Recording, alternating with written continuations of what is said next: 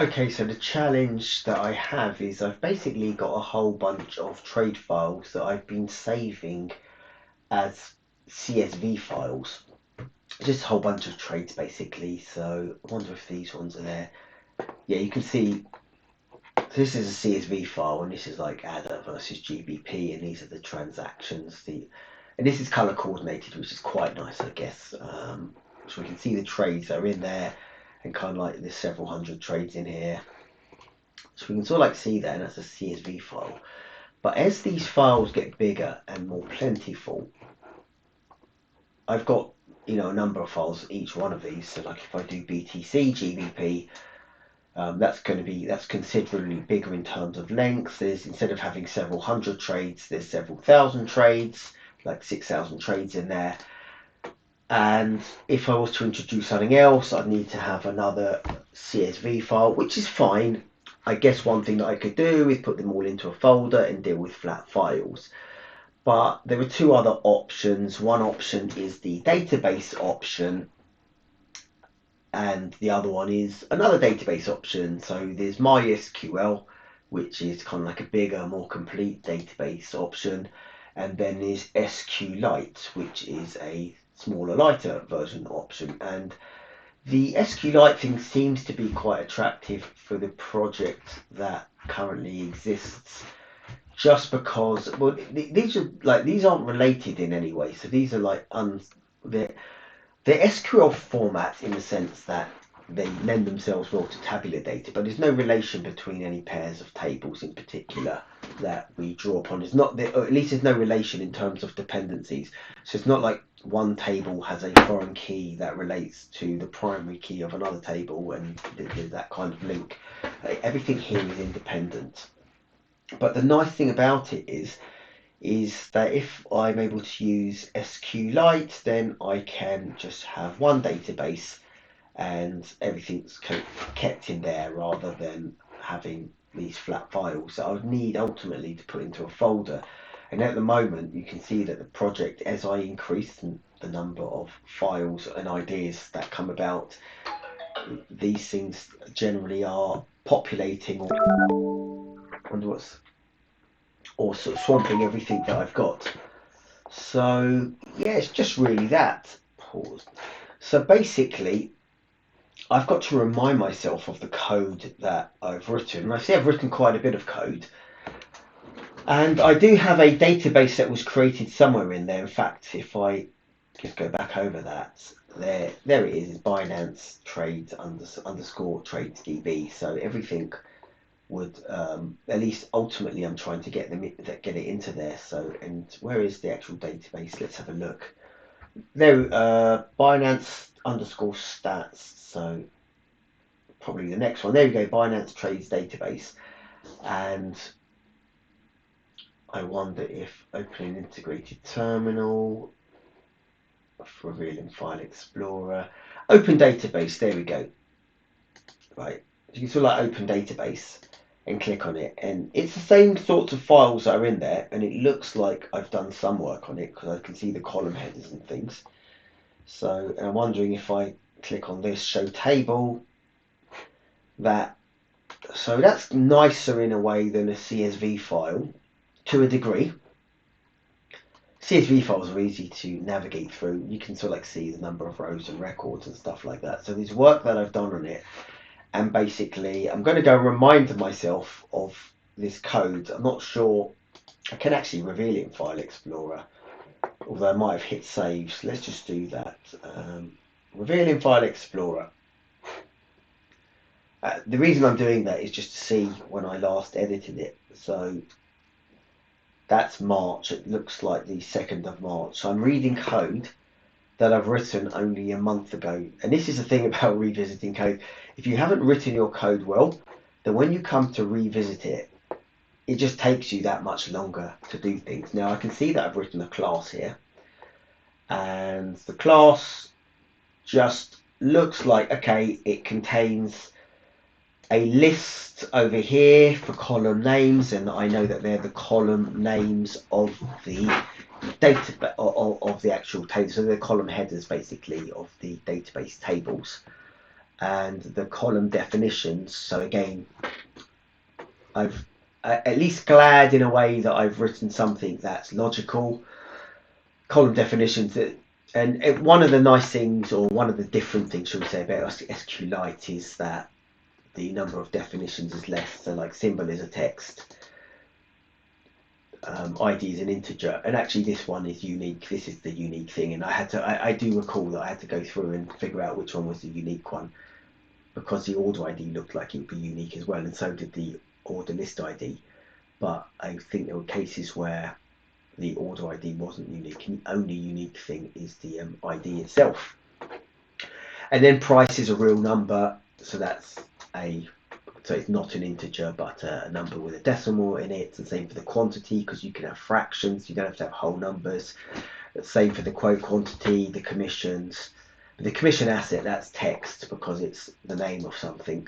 So like BTC, GBP, and so forth. It's going to be one of those. It'll be half of the symbol, basically, the first or second half of the symbol. The time, again, in MySQL, we have the concept of date time, but SQLite, which is a lighter version of it, it uses, I think it's just using an epoch time, which is a time since like number of seconds encountered since 1970, which you could then convert into a time if you needed to. Is by so that's an integer. That was interesting because that would be a boolean, actually, I think, because you're either a binary or not, so it's true or false. But again, SQLite uses booleans, which are zeros and ones, to represent falses and trues. So zero is a false and one is a true in SQLite. That's its way of dealing with it. The same for isMaker and isBestMatch. I think they're all booleans, those three, but there's no concept of boolean in SQLite. It's not, well, there is a concept. The concept is that the boolean of false is 0 and the boolean of true is 1. And finally, I did have this, which is the human time, which has to be text, which is the same as this time, but you can't read this time. It doesn't make sense to a human being, so I've called it human time. So I've obviously converted this time, the time since the epoch in number of seconds, into a human readable date time, as in, like, today's date with today's time, as in that's the transaction time.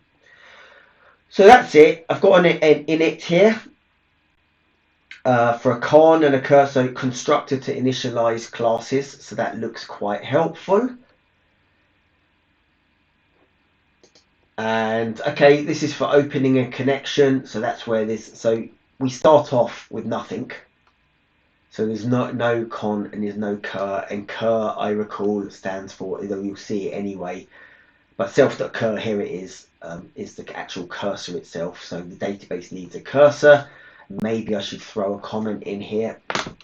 I've got open connection. I should really put a comment in here, something like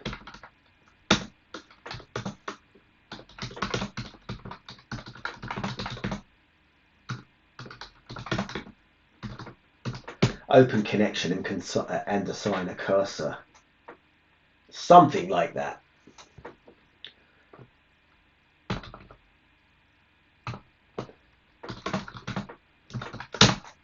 Open a connection to the database and assign a cursor. And I've got database.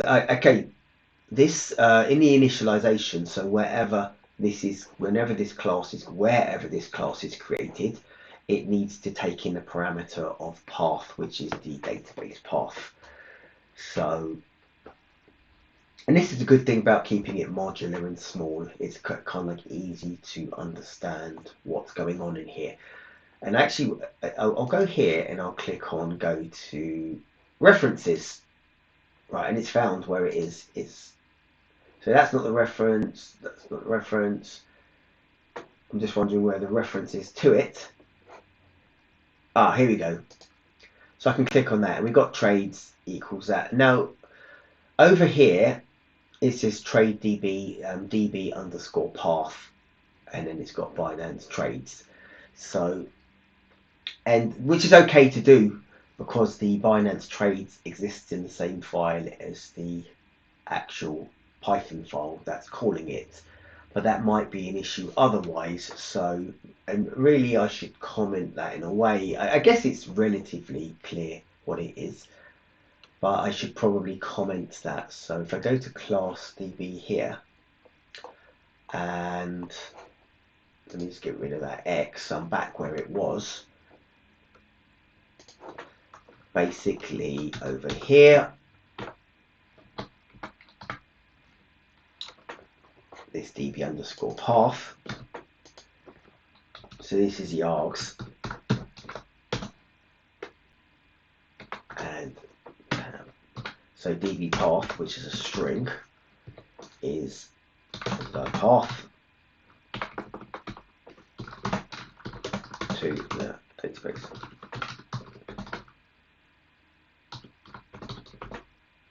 Wish to connect database to connect to.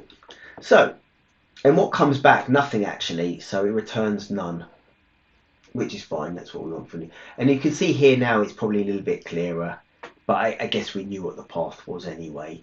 But now you can kind of like see it. And I guess if you hover over this, maybe, no, you don't. So let me just go to the references, because this is quite interesting. When you do this, if I hover over it here, you can see the constructor to initialize a class, but then you can see, so what you get to see in the comments when you call this is actually the arguments and the definition of the constructor or the initialization of the initialization function, not of the actual database here, which is, so I don't get this comment string anymore.